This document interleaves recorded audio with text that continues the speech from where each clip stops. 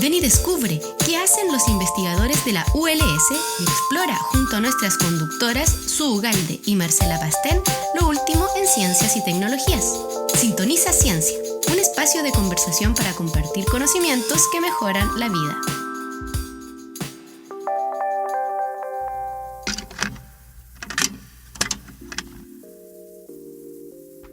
Hola, esto es Sintoniza Ciencia, un espacio dedicado a la divulgación científica de la Universidad de La Serena. Hoy es nuestro 7º episodio y tenemos preparado un temazo.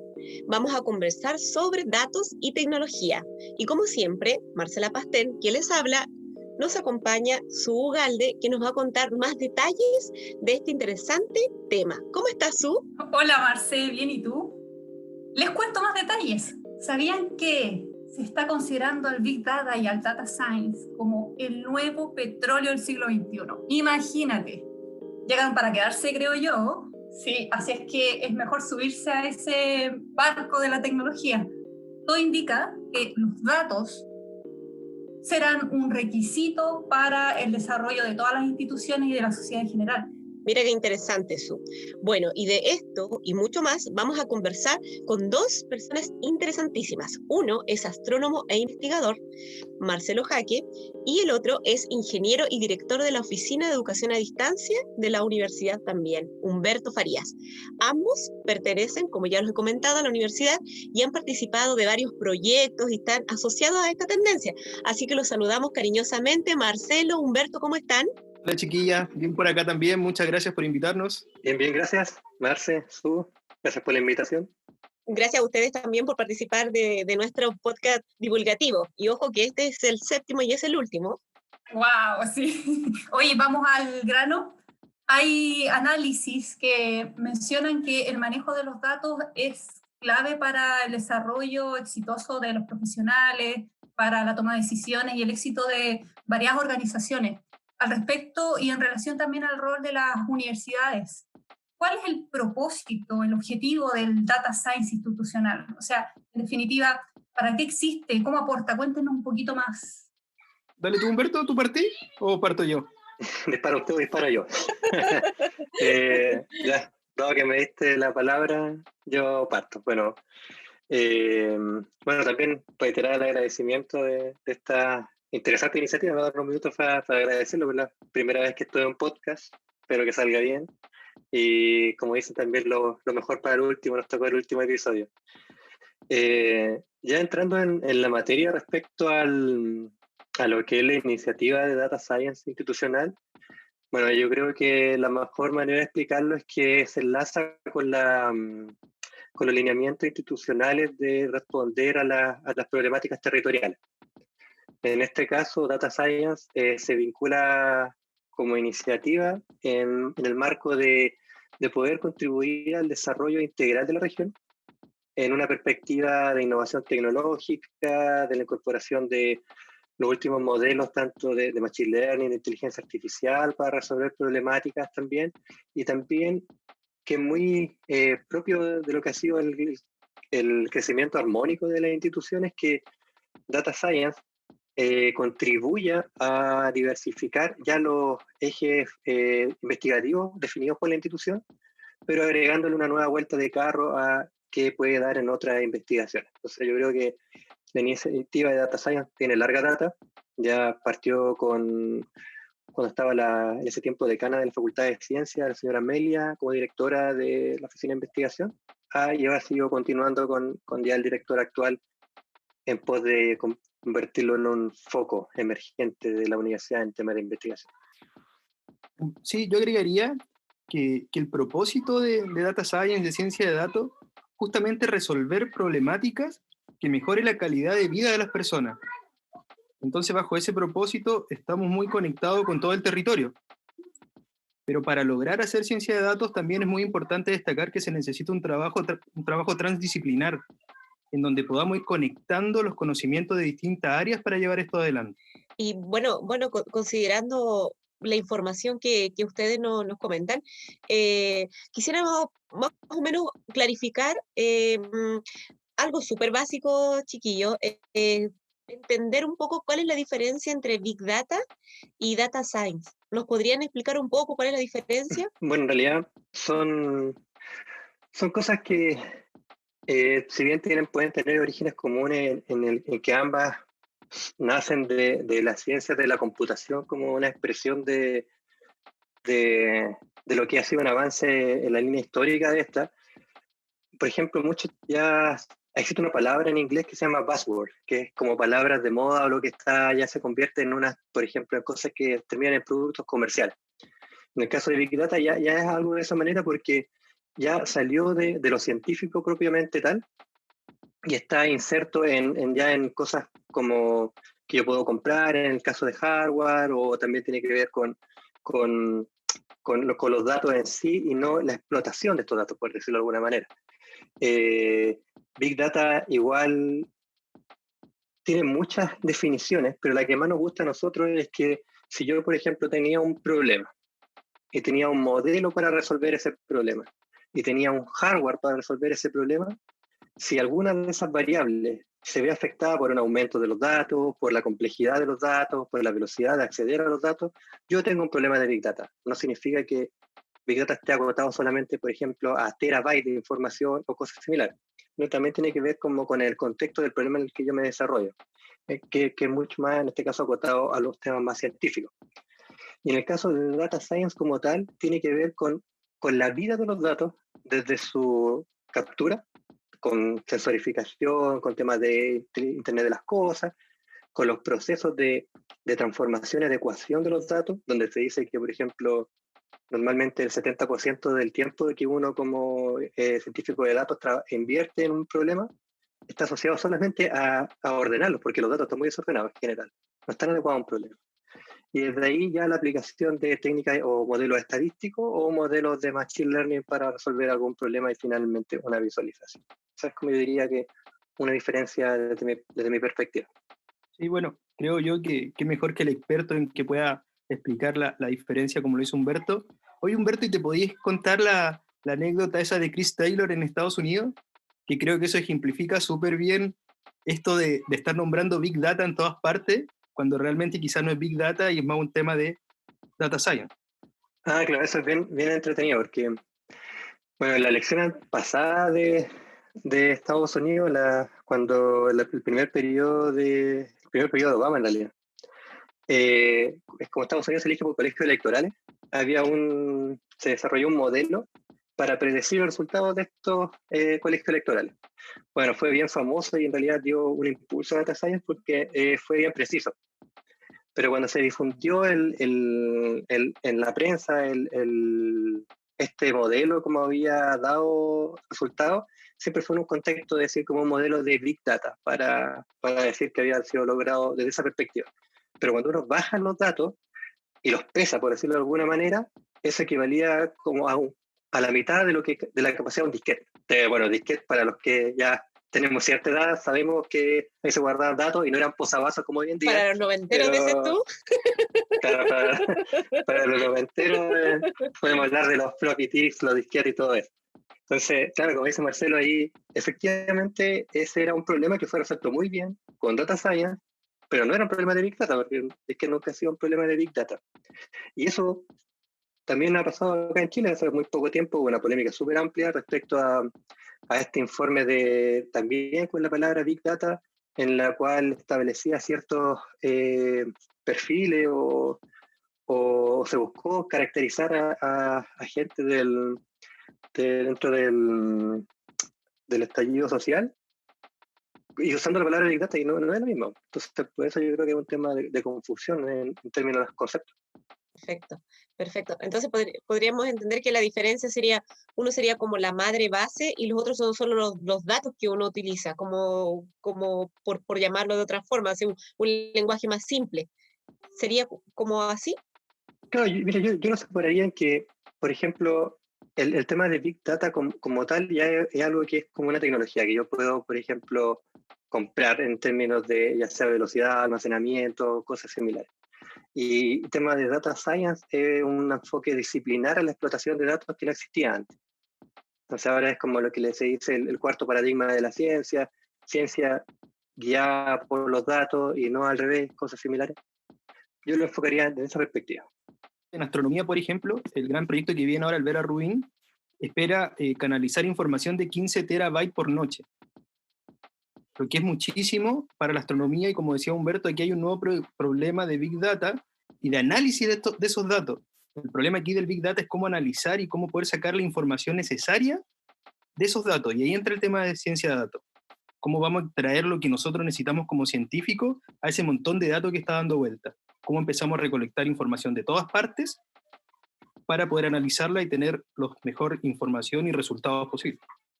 Oye, entonces la universidad prácticamente se están creando científicos de datos, ¿no? Porque claro, se pueden extraer datos, pero necesitamos que alguien también haga uso de esos datos, y me parece que ahí también está la clave, ¿no? Se han vuelto ustedes un poco los investigadores científicos de datos.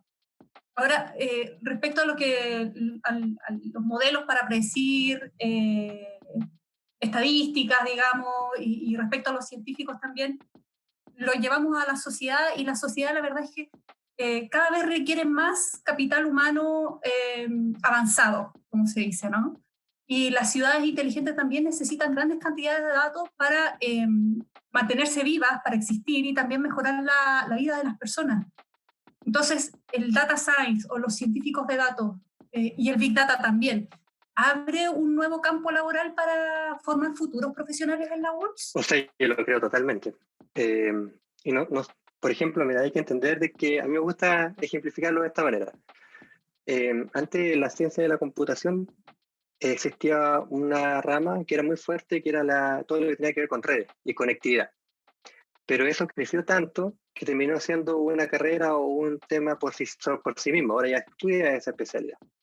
En el caso de ciencia de datos, que es mucho más simbólico, porque ciencia de datos, como dijo Marcelo, es multidisciplinar, y las convergencias, como uno llega a ese camino, son muy amplias, pero claramente ya no es una carrera que vaya a converger desde la otra.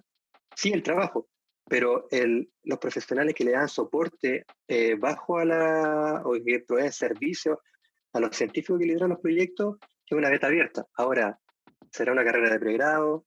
¿Será una carrera de posgrado? ¿Serán diplomados? Eso no está todavía definido, pero la Universidad de La Serena sí está presentando para el próximo año 2 diplomados en la temática de Data Science. Uno propiamente tal, que es Data Science aplicado a problemáticas científicas regionales y problemáticas productivas regionales, y otro que es de Data Science y comunicación, que tiene que ver más con el tema de periodismo y de cómo se comunica de forma informada con datos. Oye, entonces, Humberto, la universidad se está preparando con programas, cursos, ¿y qué perfiles son afines a, por ejemplo, si yo tengo formación en pregrado de profesora, ¿qué perfiles van más acorde a ser un científico de datos? O sea, yo creo que todos los perfiles son adecuados para el tema de Data Science. Básicamente, que en realidad la primera premisa es que siempre se dice que con Data Science la principal habilidad que tiene que tener es como hacer las preguntas adecuadas. Y eso normalmente también está asociado a un científico en general. Entonces, en realidad lo otro es que se puede complementar son, claro, conocimientos, aprender en un posgrado o en un diplomado o en algo, técnicas específicas para resolver ciertos problemas. Pero, por ejemplo, en el mundo de educación hay montones de metas en las cuales uno podría pensar rápidamente problemas que podrían abordarse desde la perspectiva de Data Science, que también viene, bueno, lo hablamos incorporado, pero también un poquito separado con los temas de Machine Learning o inteligencia artificial. Pero claramente hay una beta muy importante, y que si tú me preguntas, es el futuro también en la educación. Bueno, justo me toca el tema de la Oficina de Educación a Distancia, porque en otros países están desarrollando temas de aprendizaje customizado para las personas en plataformas a distancia, de acuerdo a la interacción que estos realizan a sus perfiles, y generando algoritmos que van diciendo, ya, mira, esta pregunta es más adecuada para que esta persona quizás aprenda de esta manera. Y eso también es Data Science, pero aplicado a los procesos formativos. Mira, Marce, el arte de hacer preguntas, ¿no? Que uno también lo ve mucho en educación y en la formación de pregrado. Efectivamente. Marcelo, Humberto, tengo una pregunta existencial referente al uso de estos datos. ¿Hay dilemas éticos asociados a estos usos de datos? Me refiero a cómo se extrae la información. No sé, tenemos no sé si será un mito en realidad, se aprovecha de desmentirlo cuando uno le pone una escocha a la cámara del computador para que no te absorba la información que uno anda buscando. ¿Hay mitos o hay dilemas éticos asociados a estos usos de datos o de dónde se extraen? ¿Cómo les llega la información? Mira, no sé si vieron ahora una serie que hay en Netflix sobre las redes sociales. Ah, sí. Justamente ahí salen los tipos estos que salen hablando de que han trabajado, salen tapando la camarita. O ellos dicen que más o menos te están escuchando y te están observando. Estamos quizá un poquito en la época del Gran Hermano, de los reality, donde está todo, hay mucho seguimiento. Yo creo que pensemos que todas estas cosas están hechas por humanos, y cuando las cosas están hechas por humanos, siempre van a estar todos estos dilemas éticos o no, cómo aprovechamos la información que está y hasta dónde podemos llegar con esta información. Entonces, siempre hay que tener mucho cuidado con esto. Por ejemplo, nosotros estamos trabajando en un proyecto para un FIC, en donde estamos haciendo conteo de vehículos a través de técnica de Deep Learning, y hoy día justamente en una reunión se tocaba ese tema. Y nosotros no tenemos el problema porque estamos haciendo ciencia de borde, en donde nosotros tomamos la imagen, la analizamos y a nosotros nos llegan datos tabulados. Nunca vemos la cara, nunca vemos el vehículo, nunca vemos nada. Entonces, por ese lado también se puede un poco esquivar ese problema, pero que un problema que existe, existe. Perfecto, perfecto. Por ejemplo, aprovechando estos temas éticos que estamos conversando y cómo la universidad está trabajando para obtener esta información, ¿hay algún lazo de comunicación efectiva entre los tomadores de decisiones y la universidad referente a los datos? O sea, mi pregunta va asociada, por ejemplo, si estos datos servirían como para ayudar a la ciudadanía, por ejemplo, en temas de salud pública o temas de seguridad ciudadana. ¿Hay alguna conexión? ¿Tenemos conexión como universidad?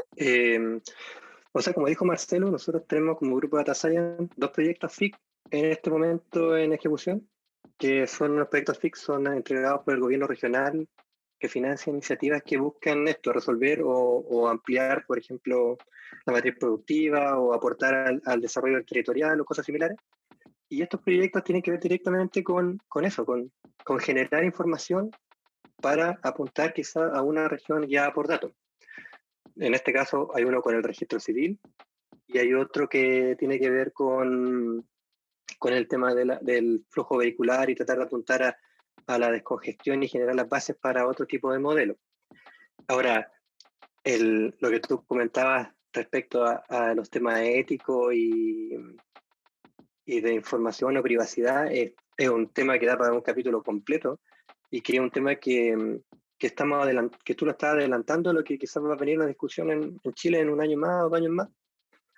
Por ejemplo, que tiene que ver con todo este tema de la instalación de cámaras de reconocimiento facial, por ejemplo, o de modelos de alguna manera que tiene que ver con identificar efectivamente a una persona en un determinado aspecto.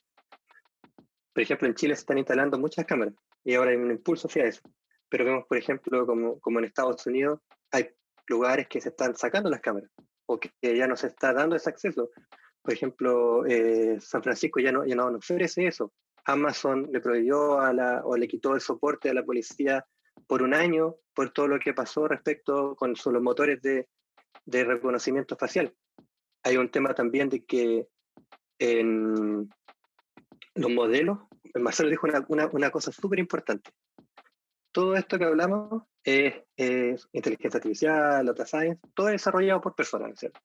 Entonces, cuando nosotros desarrollamos, también de cierta manera improntamos, por decirlo de alguna manera, los modelos con nuestras propias creencias. Y hay todo un tema en esto que tiene que ver con el bias racial y de género de los modelos. Por ejemplo, hay una polémica súper entretenida de que una vez hicieron una simulación de un modelo que reconocía delincuentes o no, y lo corrieron con las fotos de la gente del Congreso de Estados Unidos.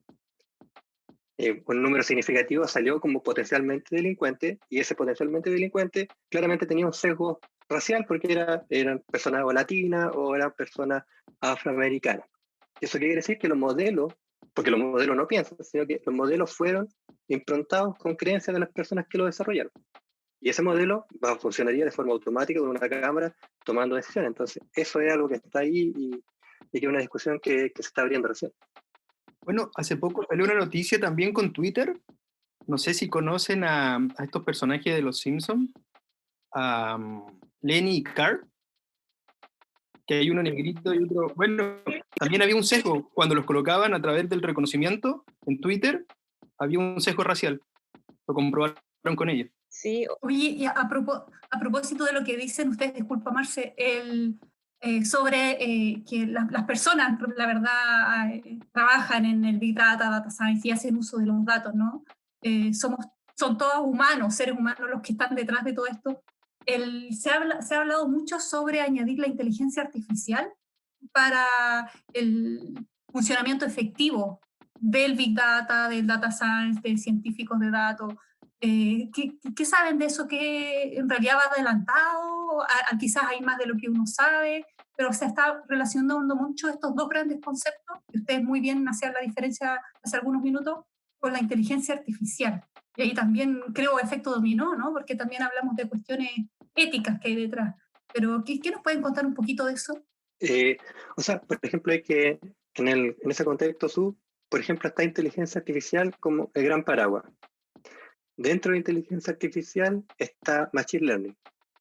Y dentro de Machine Learning, que es como el último, está Deep Learning, que es como lo que ha dado resultados más visibles que sea en distintos campos, y que es lo que comentamos, este tema de reconocimiento de imágenes y reconocimiento facial. Y eso tiene que ver con una línea histórica que ha ido avanzando de esta manera. Pero, por ejemplo, lo que nos pregunta, nosotros aplicamos Deep Learning, que es inteligencia artificial, para el reconocimiento para el conteo de vehículos, por ejemplo. Esa es la base teórica o los modelos que aplicamos para solucionar ese problema. Y o sea, por ejemplo, hemos tenido reuniones en la difusión dentro de la institución de esta iniciativa de Data Science, con el doctorado en alimentos, con el doctorado en energía, y por ejemplo con el doctorado en alimentos, una investigadora surgió un problema súper entretenido y abordable, que era el reconocimiento si una fruta estaba bien o no, porque eso lo hacía una persona, pero está sujeto a que estuviera cansado o no. Y eso también se podría, por ejemplo, resolver con este tema de inteligencia artificial, que en realidad es, como comentaba, este tema de Deep Learning, que es como trata de emular de cómo los seres humanos miramos, pero de forma automática. Oye, qué interesante, muy interesante. Me acordé de un documental que también está en Netflix. Cuando me recuerde el nombre se lo voy a dar y se lo voy a ahí etiquetar en todas partes para que lo vean, que hablaba también esto que tú decías, Humberto, sobre el reconocimiento facial de los rostros de las personas y de cómo se instalaban estas cámaras. Y este documental hablaba de un estudio que se hizo en Estados Unidos del reconocimiento facial, pero de rostros de animales. Y en este estudio hacían un reconocimiento facial de los rostros de los cerdos y mostraban cuando estaban tristes, cuando estaban alegres, y lo que más se me puso la piel de gallina era cuando los iban a matar. Y así, vegano 100%, en serio. Bueno, eres como dato freak de la conversa. A propósito de inteligencia artificial. Claro, a propósito de eso, como pensar un poquito. Bueno, bueno, ya como aterrizando lo que seguíamos conversando, existe lo que ustedes hablaban sobre usar la información para crear análisis de datos, y las organizaciones, por ejemplo, en el caso de nuestra universidad, le da un valor a estos datos. Y mi pregunta va asociada a de qué modo se asegura el científico o la científica de que estos datos tienen veracidad. No sé si se explica, se entiende más o menos cuál es el enfoque. O sea, cómo nosotros que después utilizamos estos datos sabemos que son verídicos. Mira, yo partiría para responder esa pregunta, recalcando nuevamente que es todo un trabajo transdisciplinar. Entonces siempre tiene que haber un experto dentro del grupo, del área, para que le pueda dar justamente la respuesta a eso. Ver si estos datos son verídicos, si se puede trabajar con esto, si hay que mezclarlos con otra base de datos. si alcanza para tener un resultado que se puede aplicar o no. Mira, nosotros, por ejemplo, el trabajo que sacamos este año, específico con Deep Learning y ciencia, fue en astronomía, en donde el grupo hay 2 astrónomos y 2 magíster en ciencia de la computación, y un casi doctor ahí, el Humberto, ya no falta nada. Entonces, todo ese trabajo que trabajamos juntos nos da un resultado, y dentro de ese camino nos fuimos dando cuenta de errores que los muchachos solamente se podían dar cuenta, y otros errores astronómicos que solamente nosotros nos podíamos dar cuenta. Entonces ahí yo creo que el trabajo transdisciplinar es vital para poder desarrollar eso. Perfecto, perfecto. O sea, mira, contextualizándolo más, como dice Marcelo, o sea, imagínate, ya desarrollamos todo el modelo.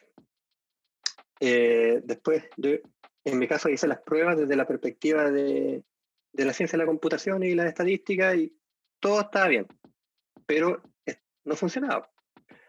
Y después, el Marcelo, analizando los datos, en realidad se dio cuenta de que el modelo era correcto, pero clasificaba al revés. Entonces, por ejemplo, decía que un tipo de galaxia era A y otro tipo de galaxia era B, y estaba al revés. O sea, estadísticamente estaba bien, los falsos positivos correctos, todo igual, pero estaba al revés. Y estaba al revés porque cuando lo habíamos programado nos equivocamos en poner un tipo cambiado total, va a ser un error totalmente humano, pero que era el inicio del modelo y iba al final. Entonces, si él no hubiera tenido ese conocimiento, el modelo, desde mi perspectiva de la ciencia de la computación, estaba correcto, pero no tenía pertinencia con el problema. Entonces ahí lo que se valida, que es lo que dice Marcelo, y que, y respondiendo a tu pregunta, porque las personas no usan los datos, sino que se ven beneficiadas o afectadas por los modelos que usan los datos. En el caso de nosotros como ciudadanos, en una vida cotidiana. El científico, claro, tendrá que analizar y ahí aplicará las mismas técnicas estadísticas que son tradicionales en cualquier disciplina científica en ese caso. Para Data Science siempre se habla como una trilogía, que tienen que haber habilidades computacionales, tener habilidades matemáticas y estadísticas, y el conocimiento especializado. Entonces hay que juntar esos 3 conocimientos para poder hacer ciencia de datos. Y una persona que tenga esos 3 conocimientos es casi imposible. Por eso siempre hay que trabajarlo en equipo. Oye, qué bello ejemplo de trabajo en equipo. Porque como decías tú, claro, podemos especializarnos, realizar distintos cursos, capacitaciones, pero la verdad es que no hay nada más rico que el trabajo en equipo, y me imagino también que para esta gran tecnología y datos del siglo XXI también es súper importante mantener el trabajo de equipo, ¿no? Sí, Que a veces se puede volver un poco más individualista. y como decía Humberto, cuando hemos tenido reuniones con otras áreas de conocimiento, las ideas surgen ahí en 2 segundos. Cuando cada uno empieza a exponer lo que uno sabe y cómo se puede manejar, se va enriqueciendo de una manera increíble, pero de verdad no se demora nada y empieza a funcionar todo. Así toda la idea, una tras otra. Genial. Ahí a lo mejor vemos la parte más humana de este trabajo dentro de tanto dato y tecnología. Hay un capital humano ahí súper importante. Oye, una de las últimas preguntas que quizás no está directamente relacionado con el dato que ustedes, con el trabajo mismo que realizan en la práctica. ¿Ustedes creen que toda esta información que generan los científicos de datos, ustedes, todo el trabajo de los equipos, se está considerando actualmente en Chile para la toma de decisiones en términos de políticas públicas o políticas regionales o normativas? ¿Nos está ayudando? ¿Creéis que está llegando o falta un poquito? Esa pregunta tiene 2 respuestas. Súper, a ver. Una es la respuesta de lo que está, lo que está sobre la mesa o lo que está bajo la mesa. Lo que está bajo la mesa, que es lo más entretenido, claramente. O sea, piensa que nosotros igual, no sé si escucharon también esa elección cuando este tema de que Rusia había influido en las elecciones de Estados Unidos a través de... Famosísimo. Ya, nosotros también tenemos un episodio en Chile de lo mismo, o sea, hace muy poco, no voy a nombrar la empresa, pero en general en Chile igual, si uno lo busca rápidamente, puede ver que en Chile igual ya las temas políticos, las campañas políticas seguían totalmente por datos. ¿Cuál es el sector que necesitan? ¿Cuál es la estrategia adecuada? ¿En qué sector geográfico debería apuntar con cierto eslogan? ¿En qué cierto eslogan no? Piensa que ahora, para comprar, antes comprabas con dinero, ahora compras con dinero y con el RUT. No sé en qué momento cambió la moneda y se volvió mixta. Hay que comprar con las 2 cosas, RUT, o en realidad hay que comprar con datos y hay que comprar con moneda. Y eso pasa, y las empresas lo hacen y lo explotan. Eso, obviamente en Chile hay un marco regulatorio para eso. Hay 2 leyes, la 21.096, que establece la propiedad respecto a a mis datos, a mis datos personales, que lo establece, y la ley 19.628 que habla de distintos caracteres de datos. Entonces, ese es como nuestro marco normativo. Ahora, la primera ley tampoco especifica, por ejemplo, los datos biométricos, que es lo que conversamos anterior. Entonces, nuestro marco normativo igual deja ese ámbito para esa explotación como tácita, sin nuestro 100% de consentimiento, o no, el consentimiento informado quizás, que son cosas distintas. Y en lo público, que ya que es lo que conversamos, en lo que tratamos de impulsar, o no en lo público, sino que lo que tiene que ver con la información transversal, yo creo que hay esfuerzo, especialmente en el último tiempo. Obviamente quizá la pandemia impulsó mucho. De hecho, la pandemia puso totalmente en discusión los datos. Todo este tema de los datos del DAIS puso en discusión en la conversación pública el tema de los datos. Entonces, yo creo que se ha avanzado, pero falta mucho, y lo más importante es que falta mucho en algo que es una oportunidad, especialmente para Chile, por sus distintas características, especialmente en términos de conectividad, y especialmente para la región de Coquimbo, producto también de los temas de conectividad, de los grandes observatorios y el tipo de científicos que van a andar dando vuelta acá, y para la universidad es una oportunidad estratégica el tema de data science.